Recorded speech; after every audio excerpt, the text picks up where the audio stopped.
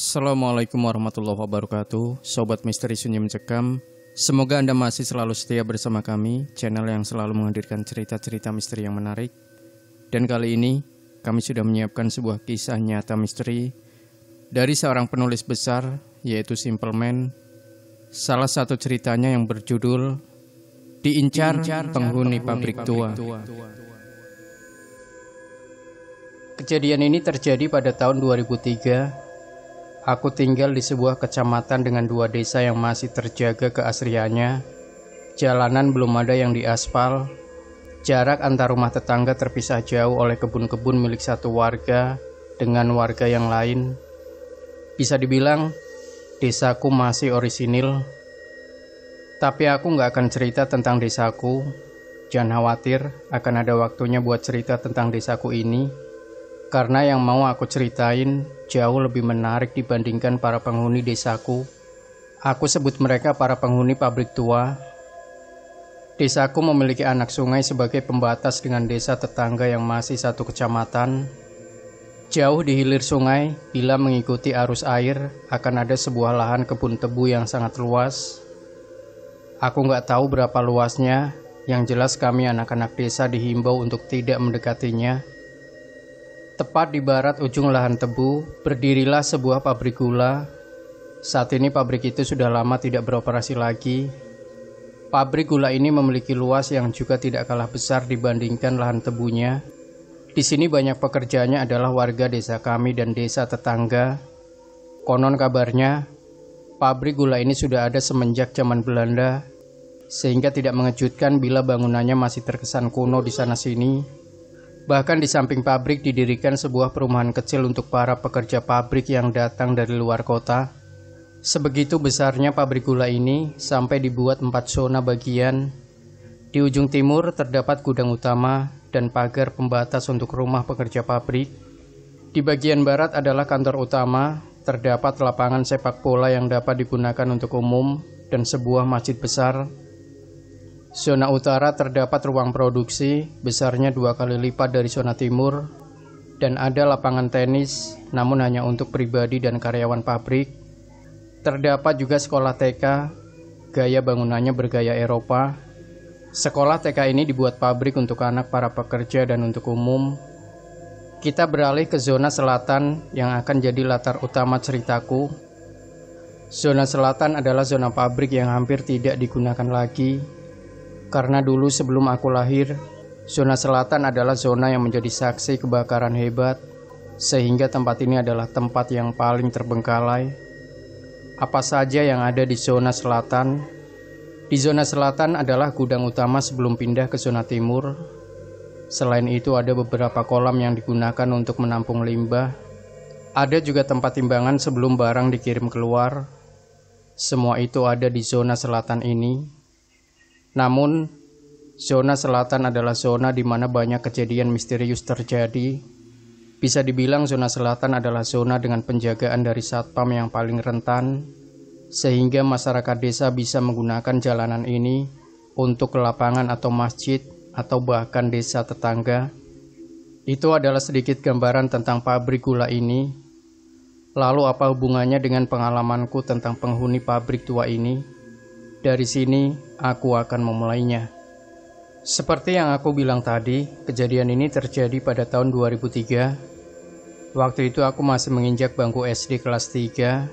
Aku cuma anak-anak biasa yang tumbuh seperti anak-anak yang lain.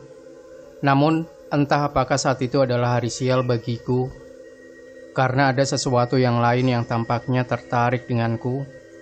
Aku masih ingat jelas hari itu adalah hari Kamis sore. Ada hal yang anak-anak desaku lakukan setiap sore menjelang maghrib, yaitu bermain bola di lapangan. Masalahnya adalah nggak ada lapangan di desaku, hanya pohon rindang dan perkebunan warga. Jadi akhirnya kami menggunakan lapangan lain. Kami menyebutnya dengan lapangan pabrik. Lapangan pabrik adalah sebuah lapangan yang dibangun oleh pabrik awalnya untuk para karyawannya, namun bergeser menjadi lapangan untuk para warga, dan saat ini lapangannya untuk umum. Karena lapangan pabrik ada di zona barat, sedangkan letak desaku jauh di timur pabrik, maka kami harus memutar untuk sampai ke lapangan, dan zona selatanlah yang paling dekat bila ditempuh dengan jalan kaki. Terdapat jalan setapak dari aspal di zona selatan, maka ketika kami melewati jalan itu, maka kami bisa melihat dengan jelas bangunan gudang-gudang tua yang dulu pernah menjadi saksi tragedi kebakaran hebat, juga kolam-kolam limbah bekas pabrik. Sejujurnya, para orang tua di desaku tidak menganjurkan kami melewati zona selatan pabrik, karena konon tempat itu adalah tempat yang angker untuk dilewatin anak-anak. Namun daripada kami harus jalan memutar yang lebih jauh, kami akhirnya tetap memilih jalur itu. Kami sampai di lapangan jam 3:30 sore dan akan pulang sebelum adzan masjid dekat lapangan berkumandang. Waktu itu kami keasikan bermain, sehingga ketika kami sadar adzan maghrib berkumandang dan hari sudah petang, kami segera mengakhiri permainan dan berduyun-duyun untuk pulang. Kemana kami lewat? Jawabannya zona selatan yang waktu itu sangat-sangat gelap dan mencekam, padahal itu masih jam 5:30 sore. Kami berusaha menjaga lisan dan sikap saat melewati jalan itu, seperti perintah orang tua kami. Setelah melewati bangunan tua gudang lama, kami sampai di kolam limbah. Di sini, aku jadi ingat sebuah cerita yang pernah aku dengar dari bapak. Dahulu ada seorang karyawan pabrik yang membawa anaknya untuk memanen tanaman singkong di samping kolam limbah. Anaknya masih kecil, mungkin seusiaku waktu itu. Dan ketika orang itu asik memanen singkong, tanpa sadar anak yang beliau bawa tiba-tiba menghilang. Beliau panik. Panik, sang ayah terus mencari. Tanpa disadari hari mulai gelap dan dia masih belum menemukan di mana keberadaan anaknya. Hal ini segera dilaporkan pada satpam yang berjaga saat itu. Kemudian hal ini segera menyebar dan banyak karyawan yang ikut membantu. Sebegitu banyaknya karyawan yang ikut membantu, tidak membuat sang anak yang menghilang ketemu. Kemudian seseorang berkata, mungkin saja anak itu jatuh ke kolam limbah. Sang ayah membantah, karena kolam limbah itu ditutup oleh pagar kawat, sehingga tidak mungkin dapat ditembus. Setelah berdebat dan masih mencari, datanglah mandor yang kebetulan baru mendengar musibah itu. Beliau bertanya di mana terakhir melihat anaknya, lalu sang mandor hanya mengangguk. Kata bapak, mandor ini adalah orang yang pintar dan bisa melihat hal-hal di luar logika. Sang mandor kemudian pergi ke sebuah pohon besar di dekat kolam limbah. Setelah kembali, wajah sang mandor tampak bersimpati. Beliau hanya mengatakan, "Sudah, ikhlaskan saja." Mendengar itu semua orang bingung, termasuk sang ayah yang tampak emosi. Kemudian mandor menjelaskan bila anak itu ada yang ngambil, dan sekarang dia sudah nggak ada, alias meninggal terjatuh di dalam kolam limbah. Ayahnya masih tidak percaya dan meminta bukti bila itu benar. Mendengar itu, mandor itu hanya mengatakan, "Tunggu 7 hari." Selama 7 hari di tempat itu diadakan pengajian, dipimpin sang mandor dan juga penguburan kepala kerbau, entah untuk apa. Karena kata bapak, mungkin kepala kerbau itu untuk mengganti jasad sang anak yang dibawa oleh mereka. Benar saja, setelah penguburan kepala kerbau, jasad anak itu ditemukan mengambang di kolam limbah, namun dengan kondisi yang mengenaskan. Semenjak saat itu, tempat itu banyak dihindari, termasuk oleh para karyawan pabrik. Kembali ke ceritaku, hari sudah gelap dan kami masih menelusuri jalan. Pagar kawat kolam limbah sudah terlihat, artinya sebentar lagi kami akan sampai di desa. Namun aku berhenti. Aku melihat gelagat yang aneh di pagar kawat, dan benar saja aku melihat seekor belalang yang besar. Belalangnya besar seukuran kepala tangan. Tanpa berpikir panjang, aku teriak ke anak-anak yang lain, ada belalang besar itu loh." Anak-anak yang lain yang melihat langsung berlari untuk menangkap belalang itu. Sedikit info, di pabrik memang banyak belalang besar, dan biasanya setelah tertangkap, kami akan menggoreng atau membakarnya, kemudian dimakan. Tapi saat itu, entah apa yang terjadi, karena saat anak-anak mulai berlari, belalang itu seolah-olah tahu, jadi kemudian dia terbang dan menghilang.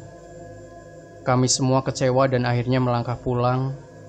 Namun siapa sangka, hanya karena hal sepele seperti itu, malah mendatangkan malapetaka untukku dan keluargaku. Sebelumnya aku cuma mau ngelurusin, pabrik yang aku ceritain bukan pabrik gula Kalibagor.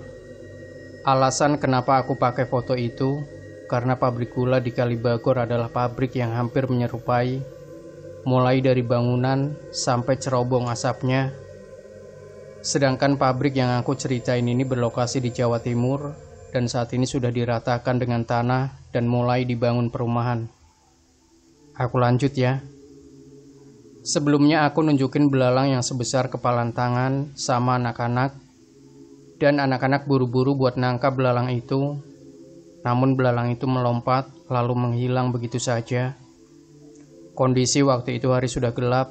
Kami akhirnya melanjutkan perjalanan pulang. Aku sama sekali gak mikir akibatnya. Sampai di rumah aku mandi, sholat maghrib, kemudian pergi mengaji. Aku mengaji di sebuah surau dekat rumah. Gak ada hal-hal istimewa yang terjadi. Temanku sebut saja Endah menghampiriku. Endah itu cowok, tetangga sekaligus teman ngajiku. Dia jarang ikut anak-anak desa bermain bola atau sekedar main bareng-bareng. Aku gak tahu alasannya apa, tapi semua anak tahu kalau Endah itu anaknya aneh. Aneh di sini maksudnya dia gak kayak anak desa. Dia lebih suka sendiri. Beberapa anak nyebar rumor Endah bisa lihat hal-hal begituan. Aku sendiri kalau mandang dia biasa aja, karena dulu waktu TK aku sering berantem sama dia. Tapi soal dia bisa lihat, aku rada gak percaya. Sampai dia tanya sesuatu yang ganjil sama aku. Kejadiannya waktu aku mau pulang, Endah manggil aku. Kami berdua masih di dalam surau. Hal yang dia tanyain bikin aku gak ngerti maksudnya. Siapa anak yang mengikutimu itu? Aku yang bingung otomatis balik tanya, maksudmu? Endah berdiri di dekat jendela kaca surau, memandang lurus ke pohon pisang. Surau di tempatku memang dibangun di samping kebun pisang. Tanah surau dibangun di atas tanah wakaf. Pemiliknya adalah kakeknya Endah, termasuk kebun pisangnya. Endah masih memandang pohon pisang. Ada anak kecil ngikutin kamu dari tadi, kata Endah. Aku merinding mendengarnya. Aku ikut-ikut memandang kebun pisang, tapi aku gak lihat ada apa-apa selain pohon pisang dan lahan gelap gulita. Bohong kamu, kataku. Endah sekarang ganti memandangku, wajahnya masih serius. Kalau aku jadi kamu, aku gak mau pulang. Kayaknya anak itu nungguin kamu. Aku udah gak tahu lagi cara ngerespon si Indah. Tapi jujur, aku juga ngerasain hal yang sama.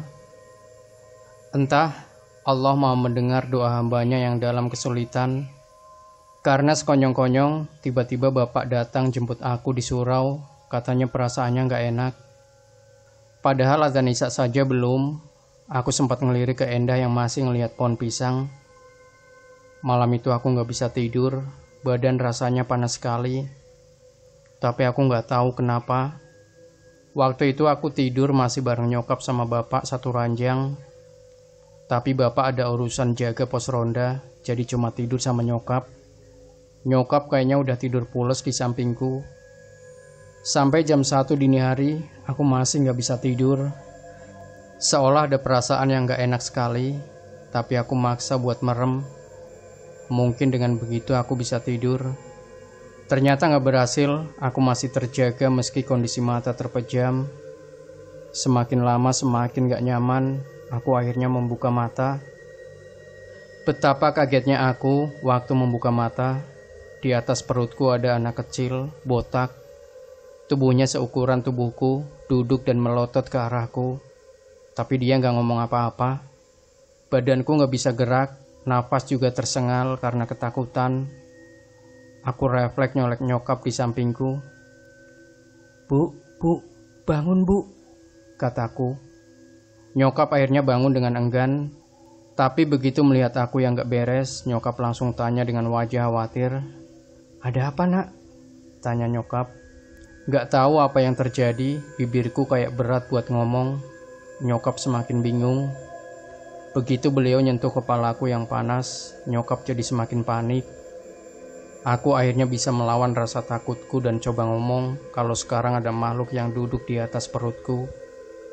Posisiku tidur menghadap atas, tapi alih-alih aku ngomong itu, aku malah ngomong, "Bu, bacakan Al-Fatihah, bacakan Bu." Dengar aku ngomong itu, nyokap akhirnya pergi. Beliau kembali sama bapak yang wajahnya gak kalah panik. Bapak yang lihat kondisiku akhirnya inisiatif manggil orang pintar yang kebetulan tetanggaku. Nyokap akhirnya baca ayat kursi sambil ngusap tanganku, sementara aku masih dipelototin sama makhluk itu. Dia sama sekali gak bergerak sedikit pun. Bapak kembali sama seseorang, namanya Mbah Narno. Beliau adalah tetua dan juga orang pintar yang buka praktek pengobatan alternatif. Tepat ketika Mbah Narno datang, anak kecil itu langsung melotot sama beliau, tapi hanya ditanggapin santai sembari Mbah Narno mendekatiku.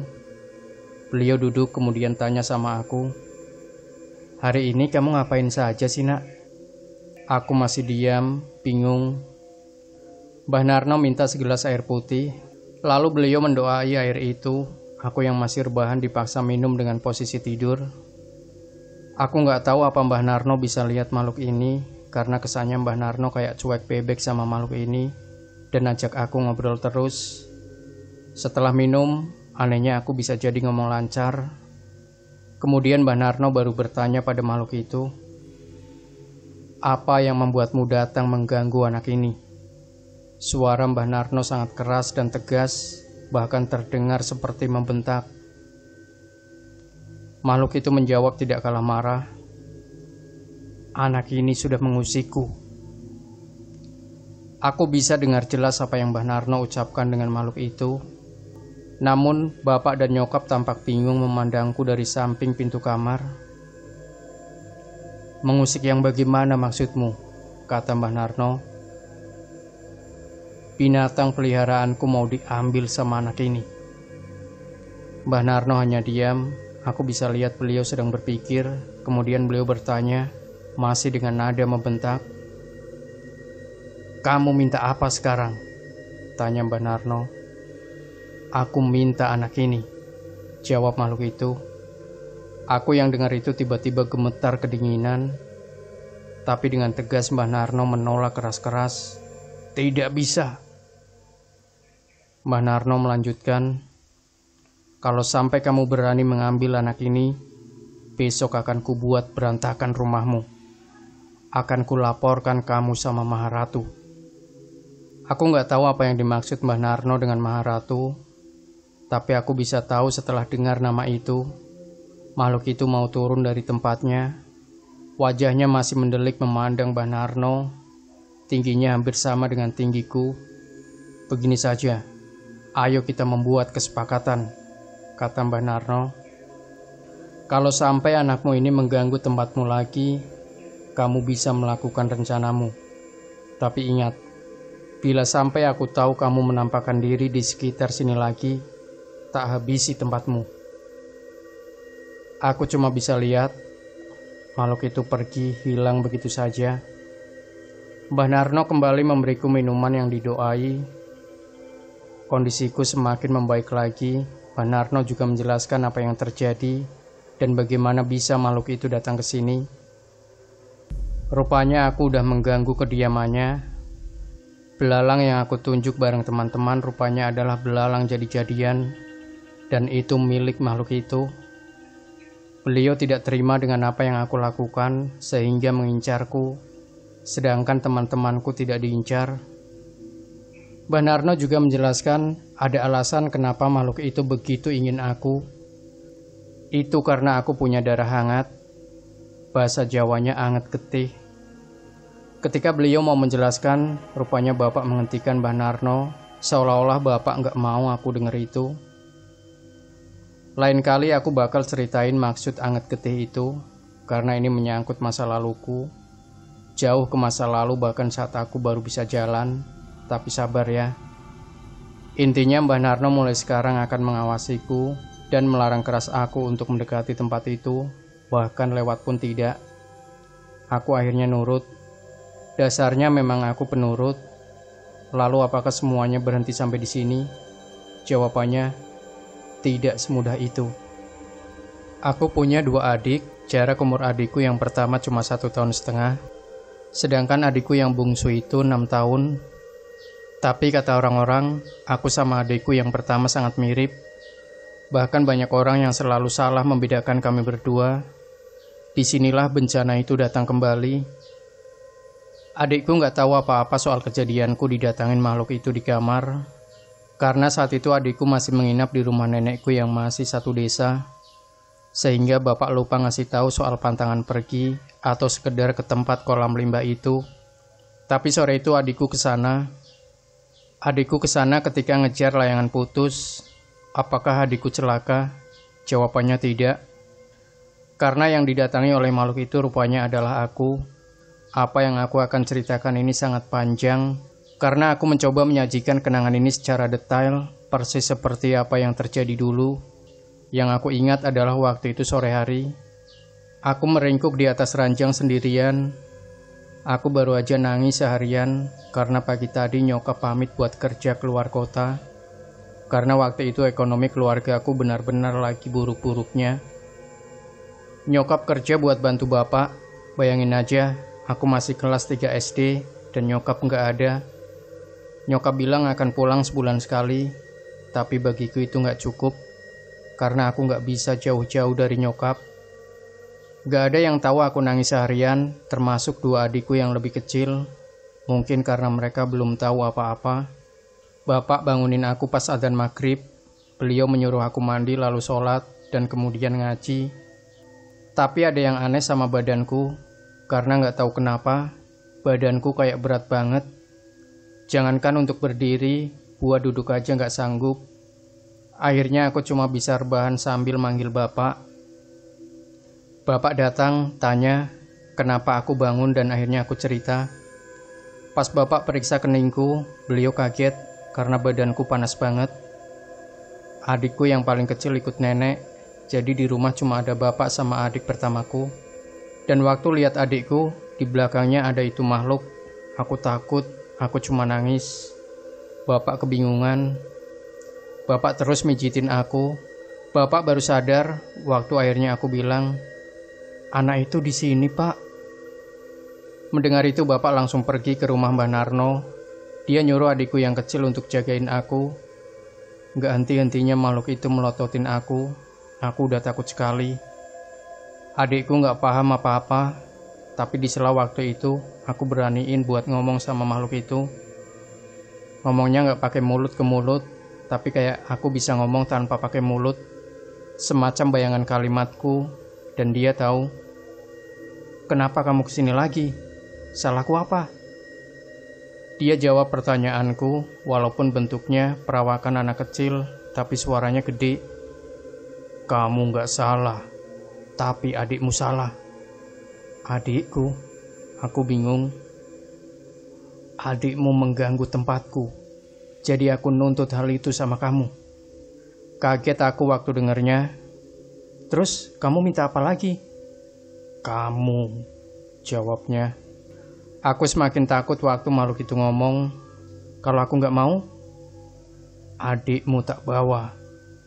Aku langsung bangun dan anehnya aku bisa bangun lagi.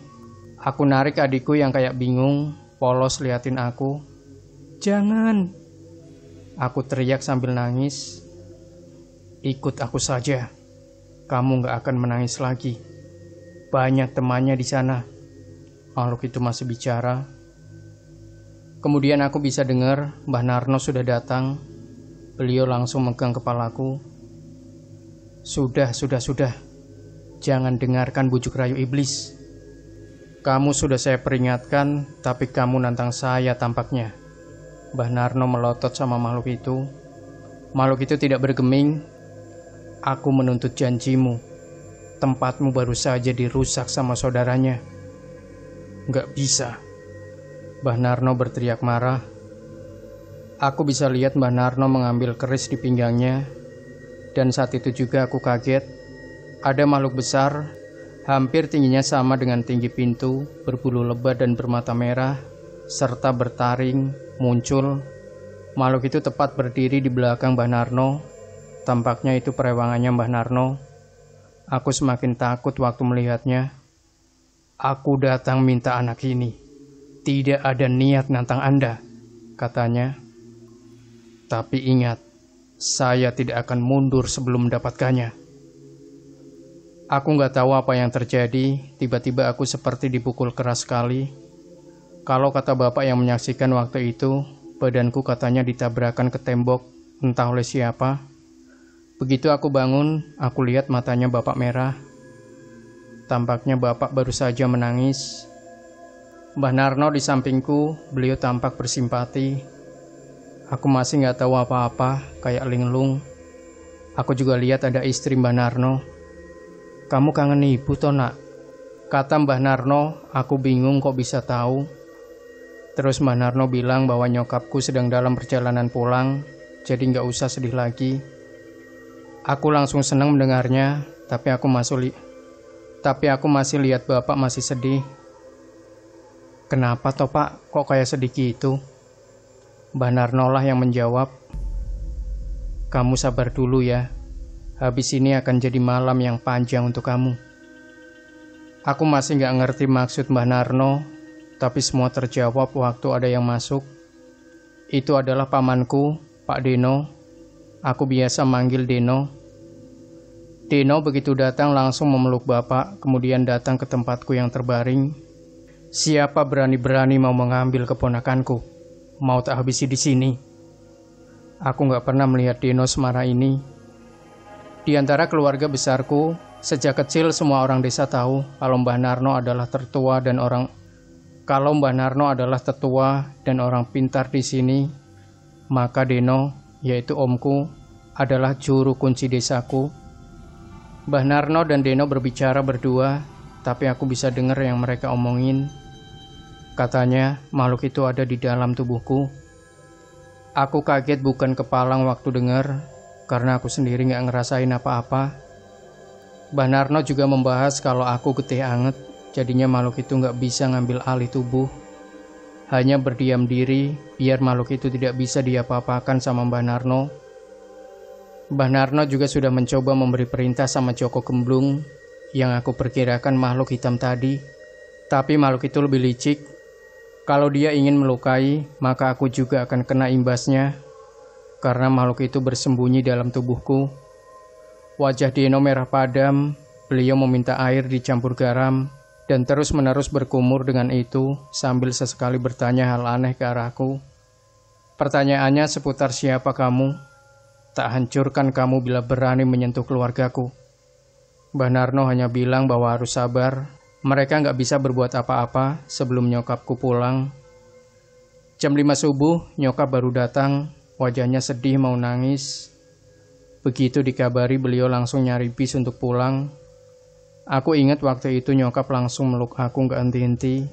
Mbah Narno yang pertama berdiri. Beliau bilang kalau mobil di luar sudah menunggu. Aku tambah bingung, apa maksudnya mobil? Ternyata ada mobil carry tua menunggu kami. Mbah Narno dan Deno masuk. Kemudian aku dan nyokap, bapak cuma berpesan agar aku yang kuat. Aku digendong sama bapak ke mobil, tapi bapak nggak ikut karena mobilnya terbatas. Selain itu ada adikku. Aku nggak bisa merasakan kalau ada makhluk itu di tubuhku, tapi aku bisa tahu kalau badanku lumpuh, nggak bisa diapa-apain. Berangkatlah aku di dalam mobil. Sepanjang perjalanan aku cuma dipeluk nyokap yang masih nangis. Mbah Narno sama Deno cuma diem. Aku akhirnya tanya, "Kemana?" "Jauh," jawab Deno ketus. Aku gak ingat sepanjang perjalanan. Yang aku tahu cuma perjalanannya lama sekali, hampir 6 jam. Terakhir sebelum sampai aku masuk ke jalanan yang samping kiri kanan hutan. Sampailah aku di sebuah rumah di daerah kampung. Kampungnya sendiri masuk ke hutan, kiri kanan rumah sederhana dari bambu. Aku masih bingung ketika mobil berhenti. Aku bisa lihat seseorang keluar dari sebuah rumah gubuk. Perempuan sudah tua, Di bibirnya ada warna merah-merah. Dia ngeliatin aku dari luar mobil. Wajahnya tua sekali, mungkin umur 70 tahun atau lebih. Dia bicara pakai bahasa Jawa medok. "Ambilkan aku daun kelor, nak." Dia bicara sama perempuan, umurnya mungkin 15 tahunan, masih muda. Begitu dia megang daun kelor, dia menghampiriku, dipukulkan itu daun kelor ke kaki tanganku. Anehnya, aku bisa berdiri setelah itu. Mbah Narno sama Deno mencium tangan wanita asing itu. Sebelum bicara, orang itu sudah tahu semuanya, dan bahkan dia tahu siapa yang menggangguku. Di dalam, wanita itu cuma ngeliatin aku. Tampangnya nggak berekspresi. Kemudian dia mengatakan, "Memang dasar anaknya ular. Nggak pernah diajari sopan santun. Minta diinjak ini." Aku masih bingung. Di situ aku baru tahu kalau wujud makhluk itu sebenarnya adalah ular. Mbah Narno yang pertama bicara. "Gimana ini, Nyai? Apa dipaksa keluar?" "Nggak bisa," jawab wanita itu tegas. "Ular itu licin seperti belut. Apalagi anak ini darahnya hangat." Aku saja langsung tahu sekali lihat. Wanita itu kemudian melihat Deno. "Kamu kok nggak bilang punya keluarga yang kayak begini?" Deno yang orangnya tegas tiba-tiba pucat. "Saya tidak berpikir sejauh ini, Nyai. Saya kira dihilangkan saja mata batinnya sudah cukup." Wajah wanita itu merah, seperti ingin marah, kemudian dia membentak, "Goblok. Harusnya kalau ingin benar-benar menghilangkan, gak begini caranya." Setelah itu aku dan nyokap disuruh istirahat di sebuah kamar, sementara Mbah Narno, Deno dan wanita itu pergi. Sore menjelang maghrib, aku dibangunin nyokap, diajak makan, kemudian balik ke kamar. Di situ aku baru dikasih tahu kalau nama wanita yang membantuku tadi namanya Nyai Asih. Beliau bukan dukun, hanya seorang biasa, tapi sering dimintai tolong orang lain. Kabarnya beliau sakti. Nyokap tanya kapan Mbah Narno, Deno, dan Nyai Asih kembali. Perempuan itu hanya bilang, mungkin malam. Aku nggak tahu kemana mereka pergi. Perempuan itu tampak mempersiapkan sesuatu kayak semacam air yang diperas, entah dengan dedaunan. Ketika dia menghampiriku, perempuan itu bilang, "Ini untuk menghangatkan badan." Airnya keruh, ketika diminum rasanya pahit, nyaris kayak jamu. Setelah menunggu lama, sampai akhirnya aku ketiduran. Aku kaget waktu nyokap bangunin. Di ruang tamu Mbah Narno sudah menunggu. Beliau menggandeng tanganku, nyokap disuruh tinggal di sini. Ketika aku keluar, aku bisa lihat Deno, Nyai Asih, dan seorang lagi, lelaki berjanggut putih. Wajah lelaki ini mirip lelaki tua pada umumnya. Hanya saja tampaknya beliau ramah, tidak seperti Nyai Asih yang cemberut. Mereka ngajak aku jalan-jalan malam. Mbah Narno di kanan, aku sama Deno. Di samping kiri lelaki itu dengan Nyai Asih. Tidak ada percakapan apapun. Jalanan yang aku tempuh banyak pohon-pohon besar. Dan jujur aku takut. Karena kayak sedang diawasin. "Tidak apa-apa, ada saya di sini," kata lelaki itu. Nyai Asih hanya mengatakan, kalau nyaris semua makhluk di sini membenciku. Lebih tepatnya apa yang aku bawa, yaitu makhluk itu. Tapi karena aku nggak bisa lihat, jadi cuma bisa merasakan. Lama berjalan, akhirnya aku sampai di pendopo. Kayak semacam rumah, tapi hanya ada satu ruangan. Baunya harum wangi. Dan ketika aku masuk, aku pusing sekali nyaris pingsan. Tapi Nyai Asih masukin benda yang biasa dia gigit ke mulutku. Jijik awalnya, itu benda biasa digigit wanita tua itu, tiba-tiba dimasukin ke mulutku. Rasanya pahit, sangat pahit malah. Gigit saja itu. Di dalam ruangan itu cuma ada tempat tidur di tengah. Aku disuruh rebahan tidur. Mbah Narno duduk bersila, sementara Deno hanya berdiri di sisi lain. Nyai Asih dan lelaki asing itu mengawasi di pinggir. Setelah semua pintu dan jendela ditutup, aku bisa mencium aroma bunga yang menyengat.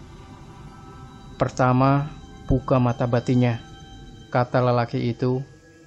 Nyai Asih masih memandangiku tanpa ekspresi.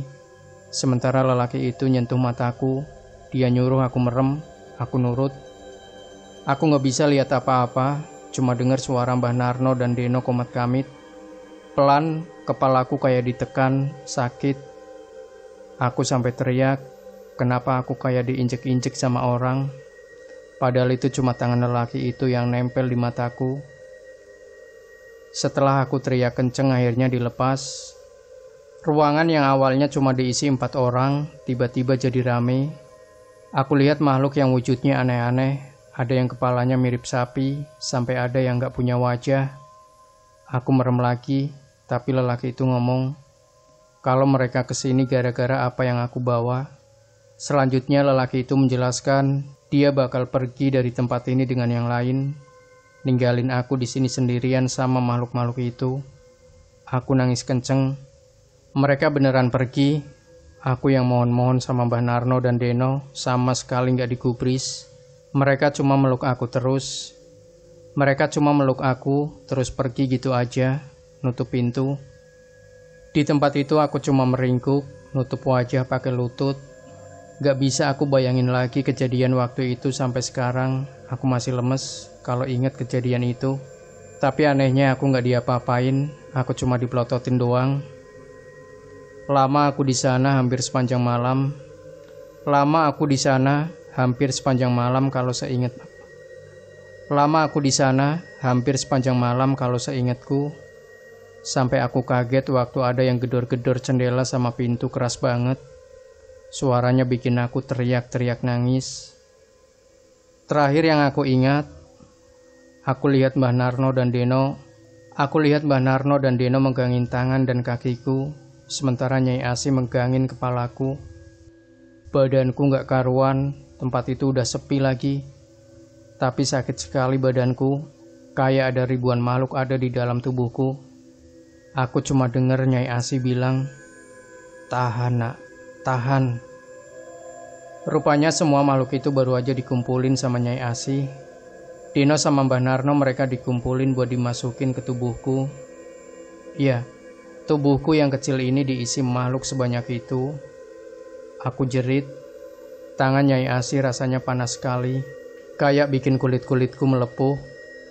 Setelah itu aku gak ingat apa-apa lagi, karena bangun-bangun aku udah di kamar sama nyokap. Kejadian semalam kayak mimpi bagiku. Nyai Asih masuk kamar dan kemudian duduk di sampingku. Kali ini aku bisa lihat dia senyum. Giginya rupanya ompong, suaranya serak. Sepertinya semalam adalah hari yang melelahkan bagi beliau. Harus berteriak-teriak supaya aku tahan rasa sakit itu. Untung kamu bisa bertahan. Ular itu tidak mau pergi meskipun dihajar oleh setan sebanyak itu yang tak masukkan ke badan kamu. Di sini beliau memberitahu soal maksud getih anget dan kenapa Deno dulu sempat melakukan hal itu.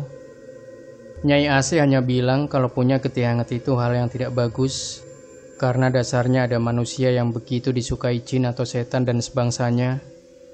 Getih hangat atau darah yang hangat ini bisa memancing makhluk itu untuk masuk ke tubuh menguasainya. Tapi masalahnya nggak ada yang tahu apakah si getih hangat itu tiang kembar, maksudnya itu jodoh. Begini saja biar tidak bingung. Pernah lihat manusia yang kerasukan jin dan jinnya tidak mau pergi, bahkan sudah diruqyah puluhan kali, tapi jin tidak bergeming untuk pergi.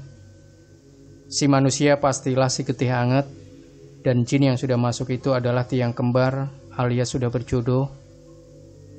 Jadi kabarnya jin atau makhluk sebangsanya ini bisa merasuki orang-orang tertentu, yang terutama dicari adalah si getih hangat ini. Jadi seandainya begini, ada jin yang mengincarku, kebetulan jin itu ternyata tiang kembarku. Sudah selesai, Nyai Asih tidak akan bisa berbuat apa-apa. Tidak ada yang bisa dilakukan lagi kecuali mati. Saat manusia itu mati, si jin juga selesai. Di sini aku cukup ngeri mendengarnya. Nyai Asih bercerita pernah ada kasus ini. Seorang wanita tua, umurnya kisaran 40 tahun, dan dia adalah getih hangat. Dia diincar oleh seseorang yang kebetulan tahu bila si wanita adalah getih hangat. Ada sebuah benda yang sengaja ditinggalkan di rumah wanita ini. Ketika dibuka, jin itu masuk ke tubuhnya. Suaranya berubah, dan kerjaannya setiap hari hanya meracau. Keluarga ketakutan. Mereka bahkan mengadakan pengajian rutin dan memanggil orang pintar untuk meruqyahnya.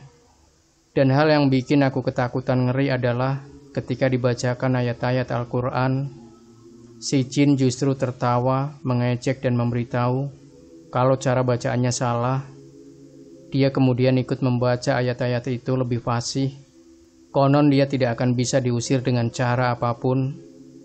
Banyak orang yang mencoba mengusir, tapi selalu gagal.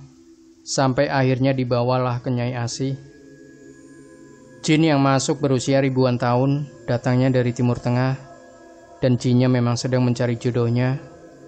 Kebetulan bertemulah dengan wanita ini yang ternyata berjodoh. Hampir sebulan Nyai Asih mencoba berbagai cara dan membujuk, membuat kesepakatan, tapi jin itu tidak bergeming. Bahkan jin itu menertawai Nyai Asih dan menyebut Nyai Asih itu cuma manusia dengan ilmu secuil biji kurma. Akhirnya Nyai Asih menyerah dan wanita itu menjadi gila, sudah tidak tertolong. Sejak saat itu Nyai Asih begitu waspada bila tahu ada getih hangat di sampingnya. Jangan sampai si getih hangat bertemu dengan pinang kembarnya.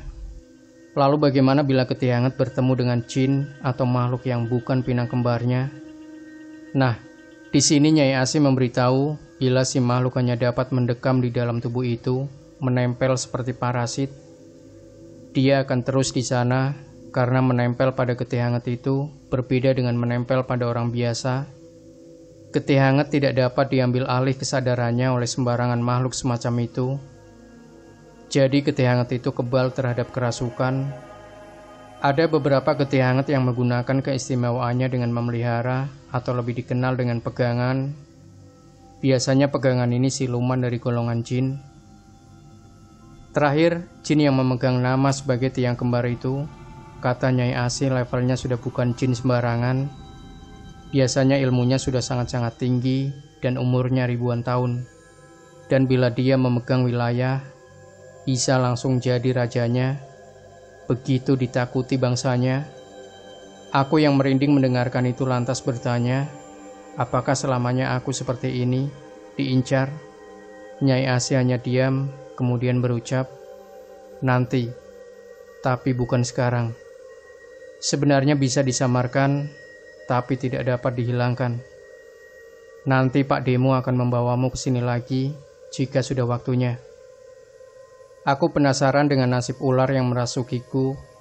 Nyai Asih hanya mengatakan, sudah selesai, sudah dipertemukan dengan rajanya Maharatu. Sebelum aku pernah dengar Mbah Narno mengatakan Maharatu, jadi aku bertanya sama Nyai Asih. Beliau mengatakan bahwa pabrik gula yang luasnya seperti itu, apa dipikir hanya ditinggali satu makhluk? Di sana ada kerajaannya, dan ular ini itu adalah anaknya dari ular yang lebih besar. Wujudnya wanita dengan bagian bawah ular, itu pun dia bukan rajanya. Rajanya ada di tengah-tengah pabrik antara zona timur dan zona barat. Jadi bila sudah dipertemukan dengan rajanya, biasanya ular itu akan diusir agar tidak berada di wilayahnya lagi. Kalau masih nekat, ya selesai ular itu dihabisi rajanya. Jujur aku masih penasaran maksud rajanya ini dan kerajaan yang konon ada di pabrik gula ini. Tapi aku urungkan, yang terpenting aku udah bersih dan tidak akan diganggu lagi. Aku balik sama Mbah Narno, Deno dan nyokap. Pas di jalan aku ingat, kenapa aku nggak lihat lelaki berjanggut itu lagi. Mbah Narno mengatakan kalau itu adalah jin yang selama ini ikut Nyai Asih, jin muslim, dan dia yang membantu mengeluarkan makhluk itu, alias ikut masuk ke tubuhku. Aku cuma diam. Aku kecil sekali bila dibandingkan orang-orang ini. Pengetahuanku hanya sebatas bahwa memang ada dunia lain yang hidup berdampingan denganku. Selama ini ada dunia yang gak kita ketahui rupanya. Begitu sampai di rumah, adikku dikasih tahu bapak untuk tidak bermain di dekat pabrik lagi, termasuk aku. Nyokap gak jadi kerja dan akhirnya tetap tinggal sama aku. Tapi semenjak saat itu, aku jadi bisa merasakan hawa keberadaan mereka. Aku sangat sensitif terhadap hal seperti itu. Terakhir aku ketemu Endah suatu hari dan dia bilang waktu lewat rumahku, dia lihat dari jauh ada wanita bertubuh ular ngeliatin rumahku dari jauh. Aku cuma bisa merinding mendengarnya dan milih gak komentar soal itu. Lain kali aku bakal ceritain kerajaan yang ada di pabrik itu. Selama aku hidup sampai saat ini, aku dengar banyak kisah yang tak kalah bikin merinding tiap mendengarnya, tapi gak sekarang.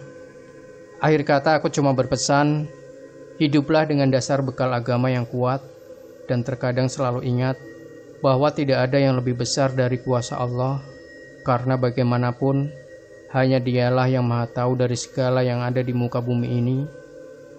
Demikian Sobat Misteri Sunyi Mencekam.